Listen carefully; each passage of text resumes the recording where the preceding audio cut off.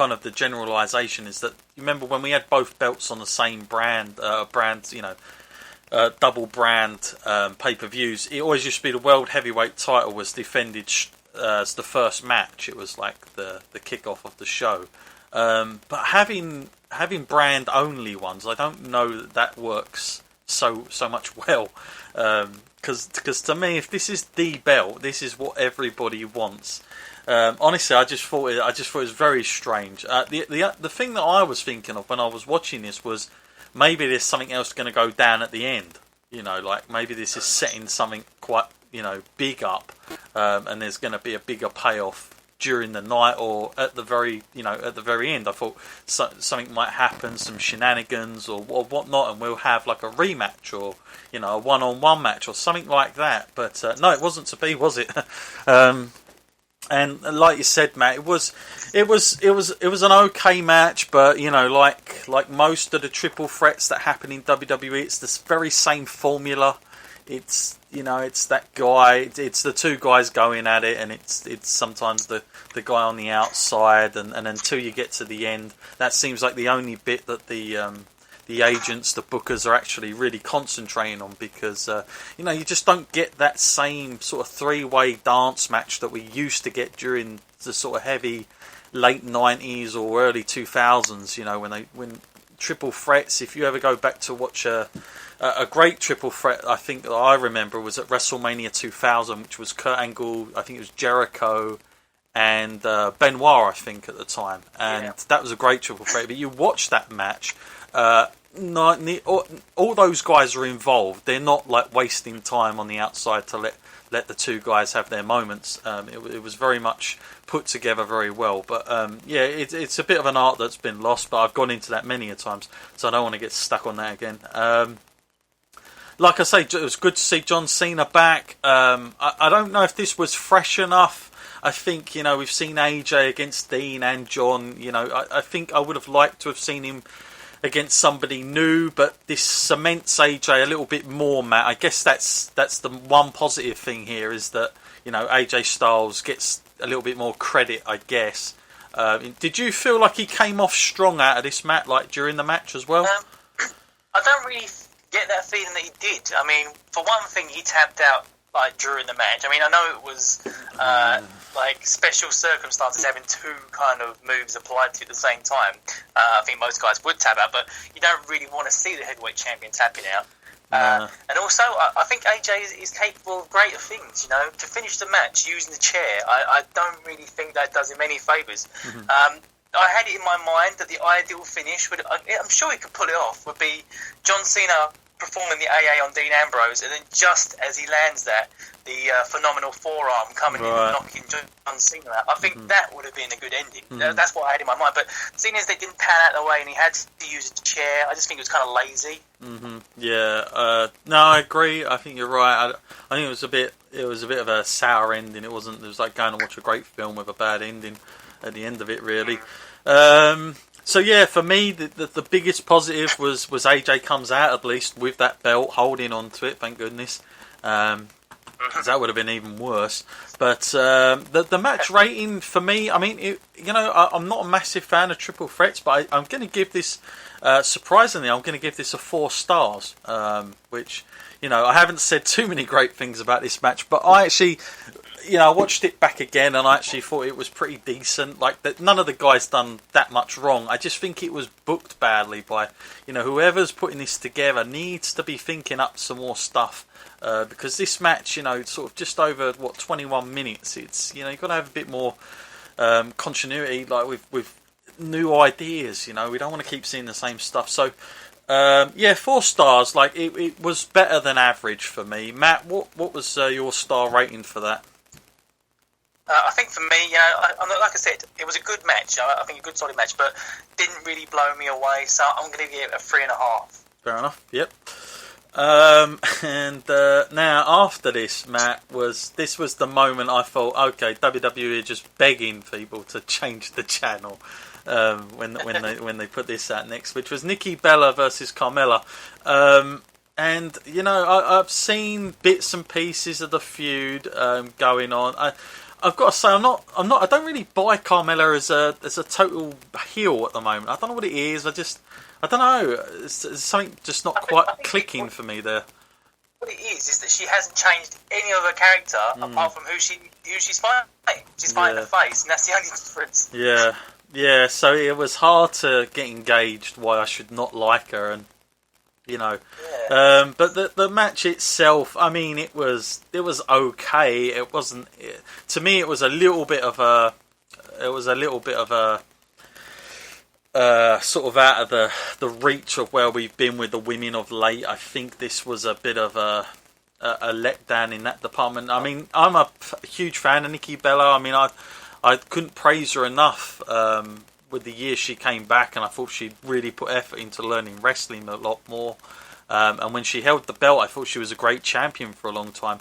But I just felt this feud was a bit stout. I think the matchup wasn't. This is not really. This wouldn't get a pay-per-view match, Matt, would it? I mean, if this was brands together, this is not going to be on there, is it? Not even on the pre-show. No, but obviously with what happened with the other women's match, this was always going to be featured on it somewhere, for sure. So yeah, it was what it was. I mean, I haven't really got many notes in this because there wasn't a lot going on. There was a few roll-ups going on either way, and then of course Nikki ends up defeating Carmella just under 8 minutes 15 seconds. But it wasn't a great match for me at all. It just didn't. I mean, it's not bad for the amount of time that they got, but it's I just don't think Carmella was just getting enough of that. What she's trying to get as that character, like, from the audience. I think she's very disengaged with everything at the moment. Matt, what was your sum up of the match? What do you give that rating wise?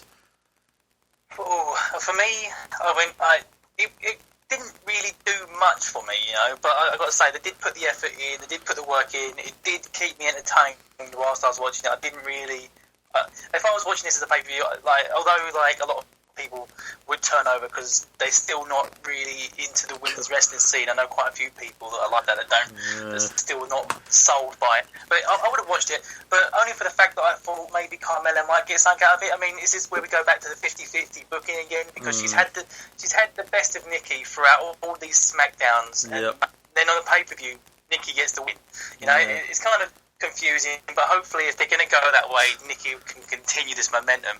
But I think I'd give it a 3 because I was really in the middle with this one. Yeah, I give this a 2.5. I just didn't really get into it enough. I mean, I just didn't really know where they were going with this, and like I said, the feud's not been great going into this, and I just think like Matt said, unfortunately, talk about formulas. That formula of always normally the guy that gets the last laugh on the show before the pay-per-view normally is not going to be laughing by the end of the pay-per-view, is he? That's been going on for many years. I don't know why that's always the case, but it is. So yeah, 2.5 for that. What do we get? We get a little segment now with The Miz, who meets with Shane and Daniel Bryan, and I think The Miz goes into show it'll be great when he retires Ziggler in the main event, and says that Bryan will. See, this kind of little segment here. This is where I began to have a bad feeling about the Ziggler Miz match. I thought he's rubbing it in too much. This is really not sitting well with me. This little segment. It just felt like they were kind of telegraphing the way this is going to go. Yeah. I mean, it was what it was. I mean, nothing too great about that. I've got to say, I will say one thing. Just briefly about The Miz here before we actually get to his match later. For me, The Miz, Matt, I don't know how you feel about it, but he's always annoyed me in years gone by. But this year, I think he's had a pretty solid year. He's been one of the only ones I've actually felt has upped his game. I don't ever think he's the main event. I don't think... I'm not saying I want to see him pushed, but I think where he is, he's done a fantastic job with it. Like, with what he's been given, he's run with it hard, and he's shown incredible passion during his interviews and promos. He's probably one of the best things on SmackDown currently. What's your sum up of him this year, Matt? Yeah, I can't say enough good things about this year. I mean, I think he has really upped his game, and I think we've seen a lot of kind of mid-card talent leave. We've seen like Cody Rhodes. You know, there was a possibility of Dolph Ziggler, Luke Harper with injuries and all that. And you know, the company keeps on turning. But I think if the Miz did sort of leave, they would feel it. They would feel a bit of a pinch on that one because he does do a lot for the company, and he's definitely upped his game, like I said, and he has been one of the most entertaining things on SmackDown, I have to say. Yeah, never thought I'd say that. Now we get to the SmackDown Tag Team title match, which of course is Heath Slater and Rhino, who we had on the last pay-per-view that were going on that tournament, and they were up against the New Look Usos, Matt. Who now before we get into this, I've got to say, every week, didn't they? What's that, mate? So they change their look every week. Yeah, every week. Yeah, I mean, I like the way the Usos have changed their style. They're not doing anything that makes the crowd pop as much. Like, they really have toned down their stuff. They're working as a heel team, which is good. That's what you want when you do this type of stuff. And I think like the Usos, since they come back in general, Matt, like, I don't know when it was they actually came back on TV. Was it like earlier this year, or I can't even remember. Yeah, I think so. Yeah. But since they've come back, Matt, they have not been the same as what they left on, which was at the time the most popular tag team in WWE by a million miles. This was pre New Day at the time. These were the team. And they just haven't got that back. Now, whether that's due to bad booking or just fans have moved on or whatever, there had to be a change. Now, it's ironic, isn't it, Matt, that some things change very quickly and they say, right, you've got to be heel, whereas some other things just don't change. But in the Usos' case, at least they're not going to go against the tide, and they're going the way of now being the heels, which I'm all fine with.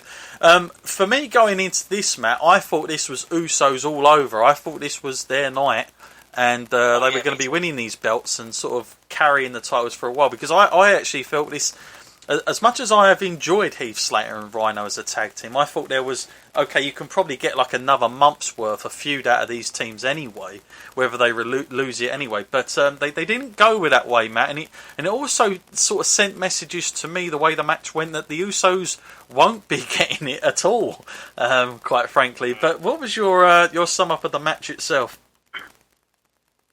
I was incredibly surprised about the outcome of this, because I felt like the Usos are safe hands. You give them the titles, it's safe in their hands.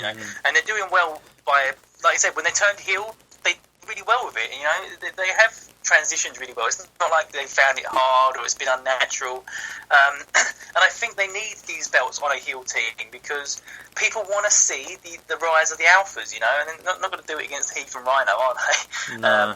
And you can't stick it on the Raw villains, and you can't stick it on the Ascension. Those teams are like sort of dead and buried now. The way that they've been booked, it's going to be hard to make a comeback from them. So I thought the Usos were the only kind of safe hands they had to give the belts to a heel team. But they've been treated exactly the same way as the Bullet Club, it seems. It wasn't great. I mean, the match itself, I'm going to say it was an average match for me. It wasn't terrible. It wasn't overly great. I did feel there was one thing with this match. The fans seemed into it.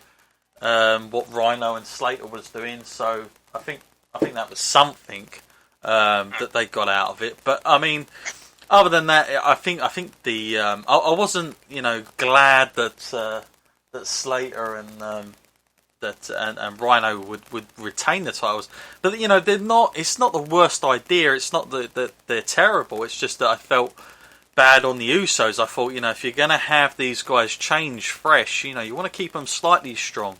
But so maybe the best idea, Matt, would have been not to have them challenge for those titles just yet, knowing this was going to happen. Because where do you go next? Really, it's complicated. If you look at the face teams, they're not going to put a face team up against them right now. So I don't know. I was expecting other things. I thought the Usos would carry on, and I felt American Alpha would be the long-term plan for a match, a showdown, down the line. But it wasn't to be. Matt, what rating do you give that at the ending that we got of obviously the gore and they retain the belts. I think as disappointed as I was with the actual result of the match, I have to say, it was a good tag team match.